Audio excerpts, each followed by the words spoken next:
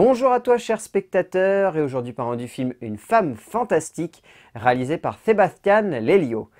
L'histoire c'est celle de Marina, une jeune femme qui est extrêmement amoureuse de Orlando, son petit copain, et alors qu'ils s'apprêtent à partir en voyage pour fêter leur grand amour qui dure depuis maintenant plusieurs années, Orlando va malheureusement faire une rupture d'anévrisme et va décéder.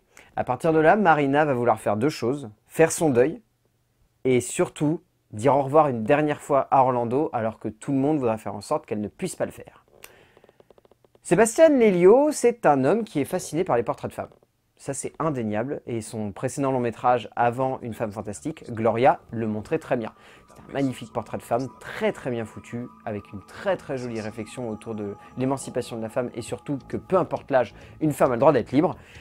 Et Une femme fantastique est clairement dans cette pure lignée, sauf qu'ici, le film est beaucoup plus engagé politiquement, et surtout, il est immense ce long métrage. Tout simplement. C'est le seul mot qui me vient en tête. Il est... Waouh! C'est typiquement le genre de long métrage où on n'a pas envie de réfléchir en sortant du film, on a juste envie d'accepter cette histoire et de se dire « Cette femme, elle est magnifique ». Parce qu'elle s'est battue pour quelque chose qui lui tenait à cœur et elle ne s'est pas laissée abattre. Et c'est devenu une femme forte. Et à partir de ce moment-là, ben, on accepte tout et ce film est extraordinaire, quoi. Il est vraiment beau.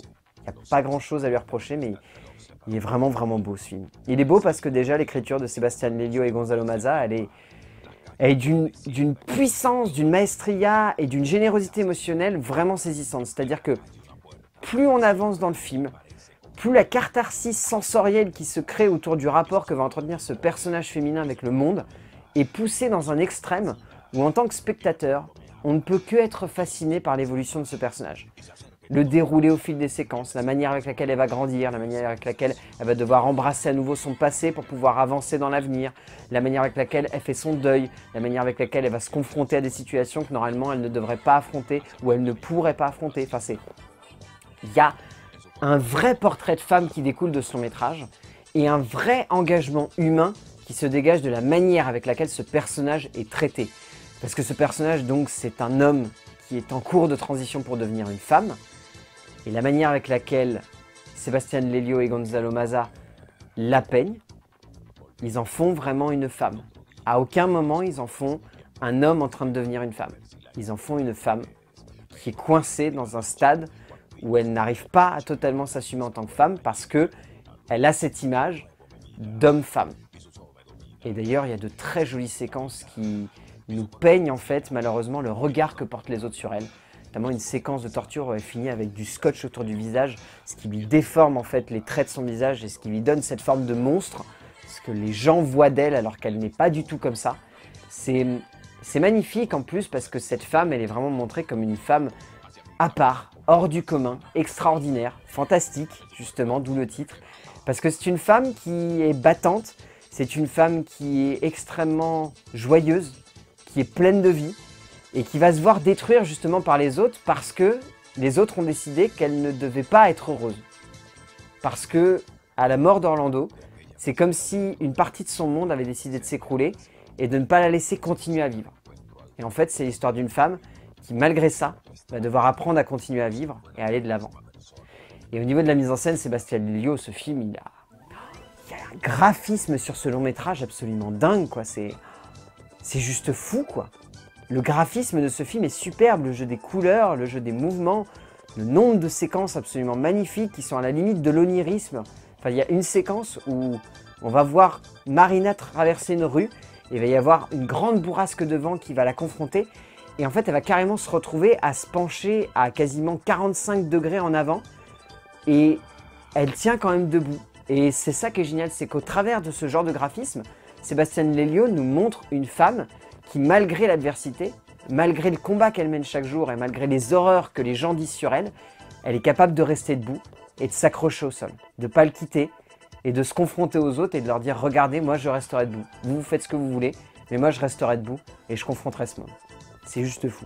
Le seul petit reproche que je pourrais faire au film, c'est de développer des sous-intrigues qui par moments sont un petit peu délaissées. Notamment une sous-intrigue avec la police qui est à peine évoquée pendant 45 minutes de film et qui d'un seul coup disparaît complètement du long métrage. Ce qui est un petit peu dommage, là où le reste du temps, le film est hyper équilibré de ce point de vue-là. Parce que Lelio est amoureux de cette femme.